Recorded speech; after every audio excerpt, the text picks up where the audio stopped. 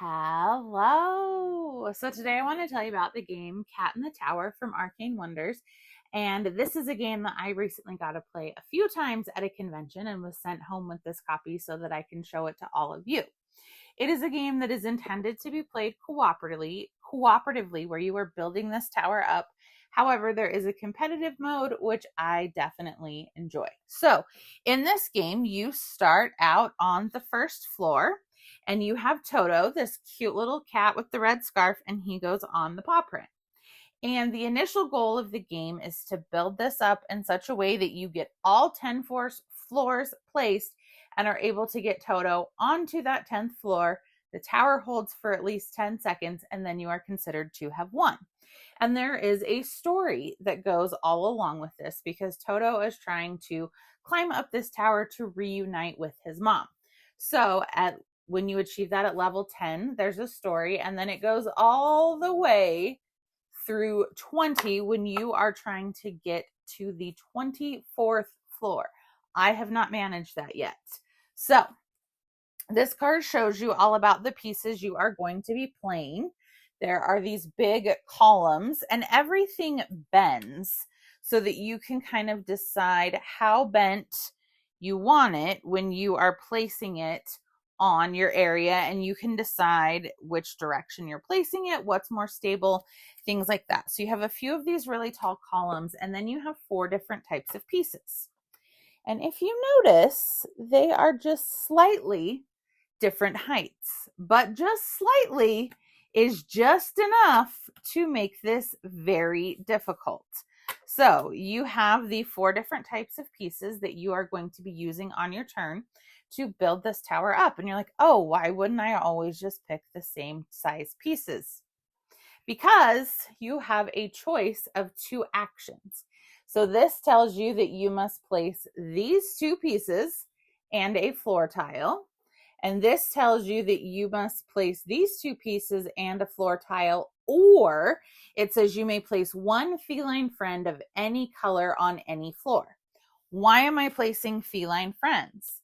Because there are the goals, and these are always the same starting goals. And you have to have feline friends directly on the floor above Toto in order to move Toto the designated number of floors. So this is always your starting stuff. But then we have a whole deck of action cards and a whole deck of goal cards. And some of them are going to be easier or harder to complete, but they are going to let you move more floors. So you have to have enough floors built up that when you achieve the goal, you can move Toto that full benefit. If you complete a goal that says you can move 3 floors and you only have 2 available, then you can only move 2. So you really want to be able to maximize those points. So I have these 2 options. It doesn't do me any good to place a feline friend now because it would be on the same floor as Toto, which does not help me move. So I'm going to try this one that says I may get a brick piece and one of these angel pieces. And I can see that those are very different sizes, so that's a little rough. And we are going to place this. You can place them anywhere you want on the floor. Floors 1, 5, 10, etc. will be solid floors. All of the other floors are hollow. So I'm now going to place this, and it is going to then be uneven. And so then the goal is that I can even it out as I build. If pieces fall off, they're considered debris if they land completely on the table. If they're still touching the first floor or any part of the tower, you're fine. If you ever hit 5 debris or more, which happens when the whole tower falls, you lose. That's bad. So a new goal card comes. We did this one. So a new goal card comes out and play passes to the next person.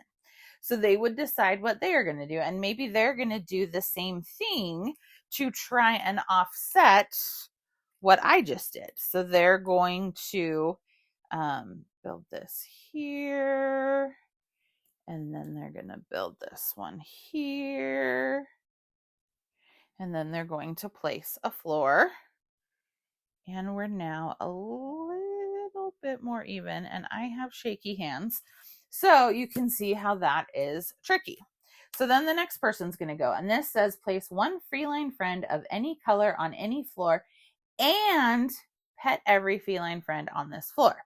So we're going to look at our goals that says 2 feline friends of the same color that are touching, or 2 feline friends of different colors that are touching, placed 1 floor above Toto.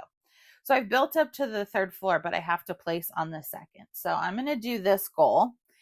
And here are our feline friends. They are different colors and shapes.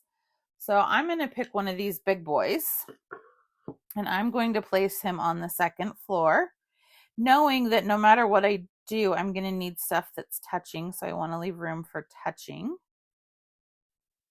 No. Okay, it's wobbly.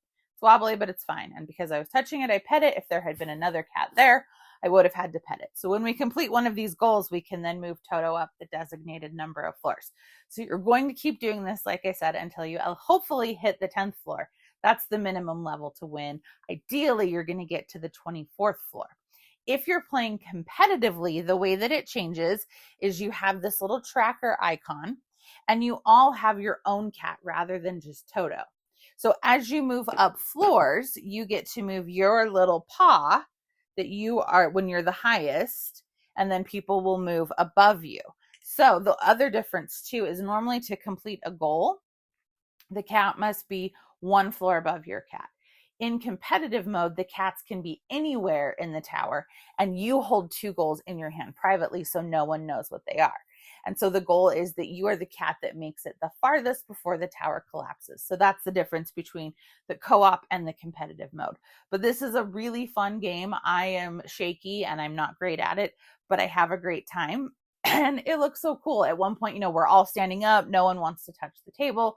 Of course, we're taking a picture. We had one wall that was just like hinged and hanging out. So Cat in the Tower is a great time. You can play this with pretty much anybody's age, and it's just a lot of fun. So let me know, have you played this? What do you think of it? Give me a like and a follow, and I'll keep bringing you more board game content. Thanks. Bye.